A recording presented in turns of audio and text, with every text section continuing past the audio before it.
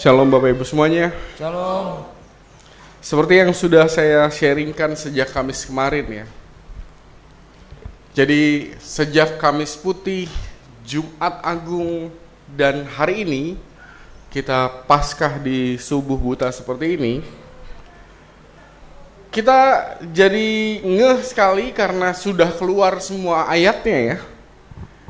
Bahwa yang kita renungkan sejak Kamis Putih adalah ayat-ayat Alkitab yang sama sekali tidak straight to the point bahwa itu menceritakan tentang peristiwa Yesus. Benar? Benar. Masih ingat Kamis Putih kita bahas apa? 1 Korintus 11 tentang perjamuan yang salah, ada kebiasaan yang salah. Jumat Agung yang lalu kita bahas apa? Ibrani 10. Nggak ada cerita tentang dari Injil. Yesus yang bangkit atau bahkan Yesus yang menderita misalnya ditangkap atau kubur kosong, nggak ada tuh. Bahkan Paskah kita membahas tentang kisah para rasul 10. Ada Yesusnya, ada, cuma bukan menjadi, kalau ibaratnya film gitu ya, kisah para rasul 10, ya tokoh utamanya bukan Yesusnya, tokoh utamanya adalah Petrus. Bahkan dari 3 pembacaan Alkitab kita di 3 hari besar gerejawi, Kamis Putih, Jumat Agung, dan juga Paskah hari ini, dari situ aja kita bisa memaknai sesuatu tentang Paskah kita hari ini. Sewaktu kita berbicara tentang Kamis Putih, Jumat Agung, dan Paskah, ternyata kita bukan hanya tentang berbicara menunjuk pada Kristus, tetapi pada siapa?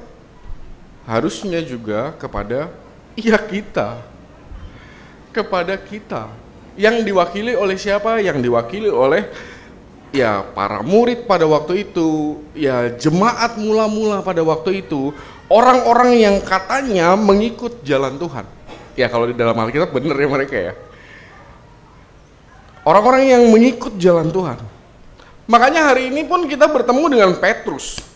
Bukan lagi tentang kubur kosong, ya bersyukurnya adalah kita sudah dihantar tadi oleh PHRG yang dengan sangat apik menggambarkan kepada kita peristiwa wafatnya Kristus di Jumat Agung, dan pagi ini di Paskah juga menggambarkan tentang bagaimana orang-orang yang datang ke kubur kosong, lalu kemudian mulai dari situlah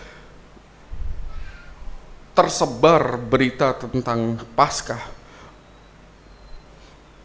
Makanya hari ini kita membahas dalam perikop kita bukan lagi tentang kubur kosong atau tentang Yesus yang menampakkan diri di jalan Emmaus, atau Yesus yang menampakkan diri kepada Maria yang memanggilnya Rabuni gitu kan ya. Bukan itu lagi. Yang kita ketemu hari ini adalah tokoh utamanya Petrus. Saya mau mengajak kita untuk melihat kembali nih dalam pembacaan Alkitab kita hari ini. Agak merasa aneh nggak dengan sosok Petrus yang kita baca dalam perikop kita hari ini? Coba lihat di ayat 39 nih.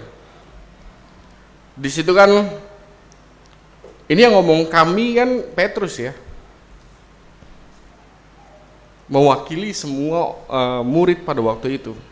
Kamilah saksi-saksi dari segala sesuatu yang diperbuatnya. Saat itu Petrus berbicara kepada siapa? Kepada banyak orang, dan salah satu orangnya adalah berbicara tentang Kornelius. Merasa aneh dengan perikop yang kita baca? Atau bahkan coba lihat Kisah Para Rasul bagian yang paling pertama sewaktu Kristus bangkit, Kristus naik, lalu kemudian para murid mulai dari Yerusalem. Ini kan sudah keluar dari Yerusalem ya, ketemunya dengan orang-orang yang di pemerintahan Romawi di luar Yerusalem. Tapi bahkan sejak Yerusalem, para murid berani berbicara di Serambi Salomo. Merasa aneh dengan situasi seperti itu? Saya mau mengingatkan sedikit tentang siapa yang kita baca dalam pembacaan Alkitab kita hari ini. Tentang Petrus ya. Saya punya gambar. Ini gambar yang pertama, ingat tentang cerita ini ya. Petrus itu kalau di dalam perjalanan narasi Injil-Injil, sebelum kebangkitan Kristus, sebelum kenaikan Kristus, maka yang kita akan baca paling pertama adalah, ini apa judulnya yang paling pertama? Peragu yang so iman ya. Cerita tentang Yesus yang menarik keluar Petrus waktu Petrusnya mau berjalan di atas air. Ngelihat Yesus berjalan di atas air, Petrus juga turun dari perahu. Tapi di tengah jalan, dia tenggelam juga. Satu ya, ada 3 soalnya ini. Yang kedua adalah, ini tentang so paham yang belum paham. Ingat ceritanya tentang apa? Yang Yesus menengking dengan keras gitu ya. Hai iblis gitu kan. Waktu Yesus bercerita tentang, oh anak manusia akan diserahkan di Yerusalem, mati, bangkit gitu. Lalu Petrus bilang, sekali-kali tidak. Lalu Yesus marah, enyahlah iblis gitu katanya. So paham tapi sebenarnya dia belum paham gitu.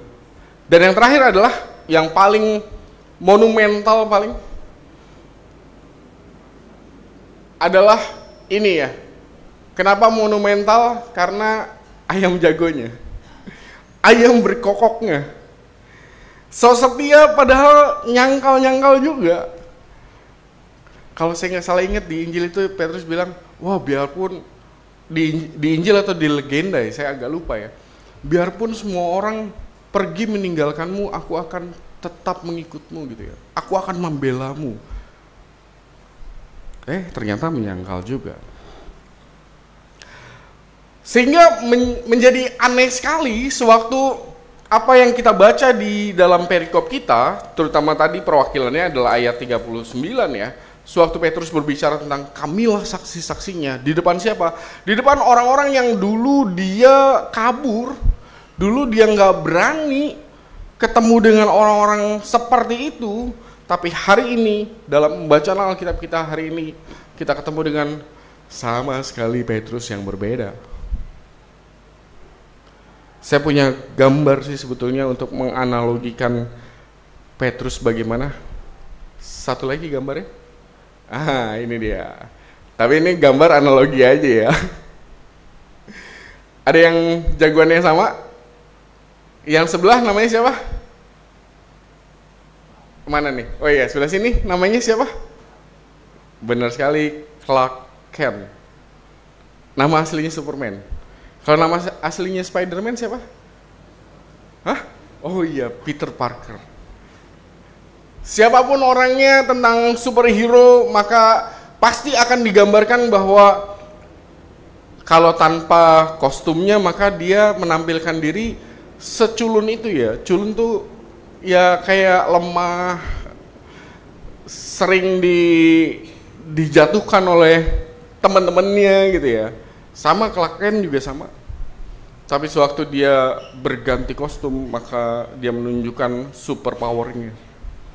Ya maksud saya, kalau kita membaca para murid, termasuk Petrus, sekarang Petrus yang paling disorot, salah satu murid yang paling disorot di Injil-Injil, maka kita akan ketemu dengan Petrus yang ya seperti tadi 3 itu. Yang culun emang. Yang kita aja marah gitu membaca Petrus di Injil-Injil tuh kadang-kadang kita jadi gondok dan kesel sendiri dengan Petrus. Kenapa sih harus gini nih orang gitu ya? Tapi sewaktu kebangkitan Kristus, bahkan sewaktu Pentakosta, kenaikan dulu baru Pentakosta, maka kita menemukan gambar yang sama sekali berbeda. Dari siapa? Dari pengikut Kristus, terutama yang paling disorot adalah dari Petrus.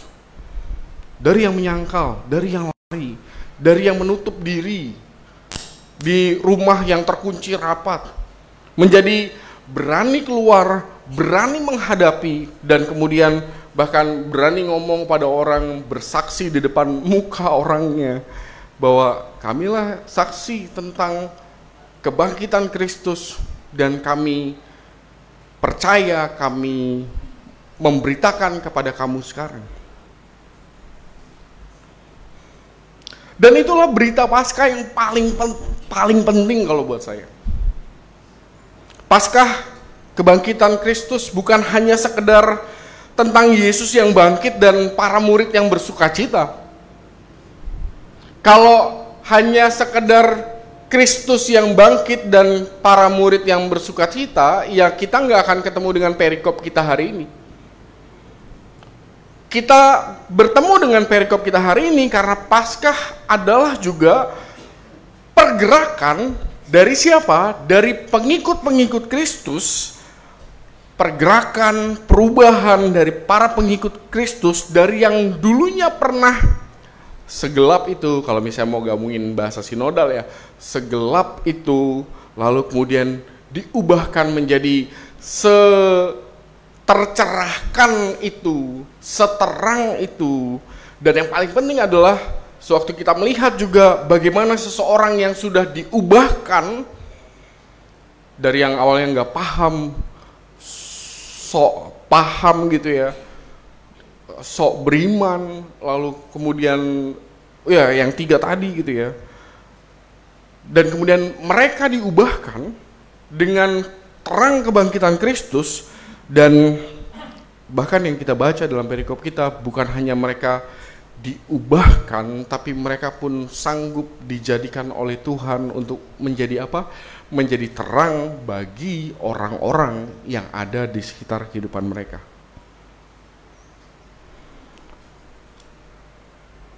Ayat 45 kan ngomong seperti itu ya.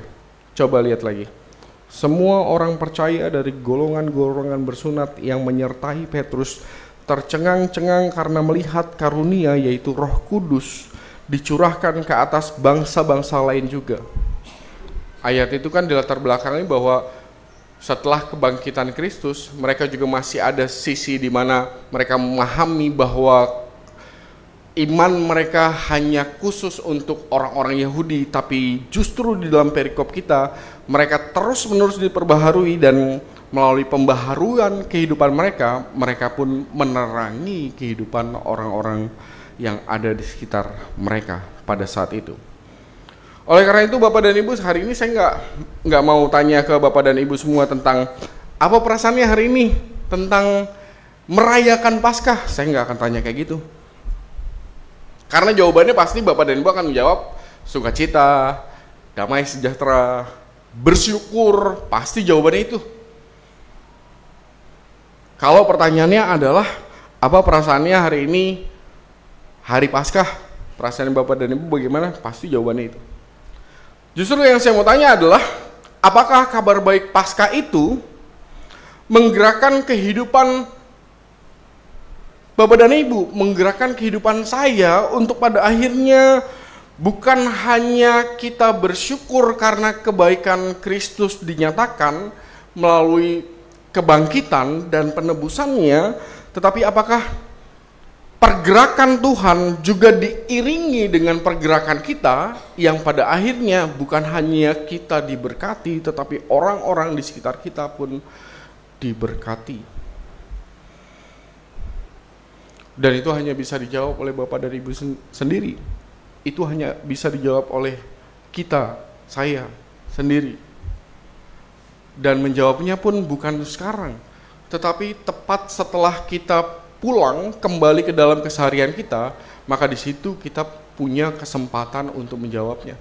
Apakah sukacita Paskah hari ini, kabar baik Paskah hari ini, atau berita gembira gitu ya tentang Paskah hari ini juga menggerakkan kehidupan Bapak dan Ibu menjadi pribadi yang jauh-jauh lebih baik. Dan karena Bapak dan Ibu, karena saya menjadi pribadi yang jauh lebih baik, maka itu pun memberkati kehidupan orang-orang yang ada di sekitar kita. Jadi selamat Paskah, selamat menjawab apa yang tadi kita renungkan dalam keseharian kehidupan kita. Tuhan menolong, Tuhan memberkati. Amin.